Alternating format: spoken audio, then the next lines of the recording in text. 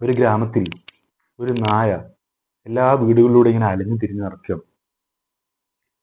ആ നായ അലയുന്നത് അതിനൊരു തുള്ളി വെള്ളം കിട്ടാൻ വേണ്ടിയിട്ടാണ്. പക്ഷെ ആളുകളൊക്കെ അതിനെ ആട്ടിവിടുകയാണ്. കാരണം അതിൻ്റെ രൂപവും കോലും ആ രൂപത്തിലാണ്. ഒരു കുഷ്ഠരോഗം പിടിച്ച ഒരു നായയായിരുന്നത്. ആ നായ അതിൻ്റെ ആ വൈകൃത രൂപം കാരണം ആളുകളൊക്കെ അതിനെ ദൂരെ നിന്ന് കാണുമ്പോഴത്തേക്ക് ആട്ടിവിടുകയാണ്.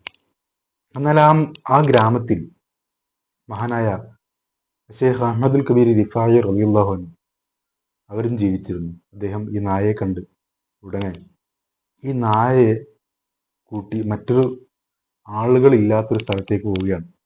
അതിന് വേണ്ട വെള്ളങ്ങളൊക്കെ കൊടുത്ത് അതിനെ കൂട്ടിക്കൊണ്ടുപോയി ദൂരെ ആൾപ്പാർപ്പില്ലാത്തൊരു ഏരിയയിൽ ഒരു ടെൻ്റൊക്കെ കെട്ടിക്കൊണ്ട് ഈ നായയെ 40 ദിവസം അവിടെ നിന്ന് ചികിത്സിക്കുകയാണ്.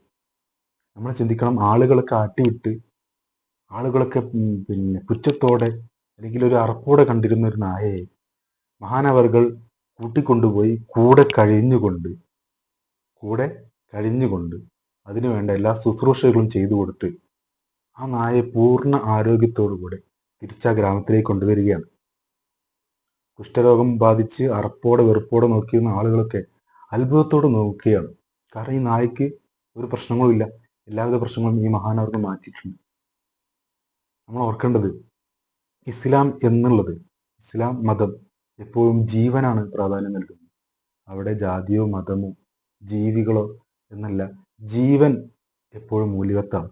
വലിയ ജീവൻ സംരക്ഷിക്കുക, അല്ലെ ജീവൻ സഹജീവിയെ സഹായിക്കുക എന്നുള്ളത് വളരെയേറെ പുണ്യമുള്ള അമലാണ്, കർമ്മമാണ് എന്നുള്ള കയമ്പുള്ളൊരു കാര്യമാണ് ഈ കഥയിലൂടെ പറഞ്ഞിരുന്നത്. അടുത്തിടെ ഏതോ ഒരു വ്ളോഗർ നായ ഹറാമാണ് എന്നൊക്കെ പറഞ്ഞ് ഒരു വ്ളോഗ് ഉണ്ടാക്കി ആകെ ചർച്ചയായിരുന്നു. പക്ഷെ നമ്മൾ ചിന്തിക്കേണ്ടത് ഇവിടെ നായ ഹറാമാണ് എന്നല്ല, നായയിൽ നിന്ന് നജസ് ഉണ്ട്, അല്ലെങ്കിൽ മുഅല്ലലായ ഒരു നജസിൽ പെട്ടതാണ് നായ എന്നാണ് ഇസ്ലാം പഠിപ്പിക്കുന്നത്.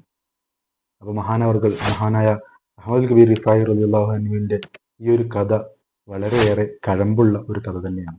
ഒരു ഗ്രാമത്തിൽ ഒരു നായ എല്ലാ വീടുകളിലൂടെ ഇങ്ങനെ അലഞ്ഞു തിരിഞ്ഞ് നടക്കുക.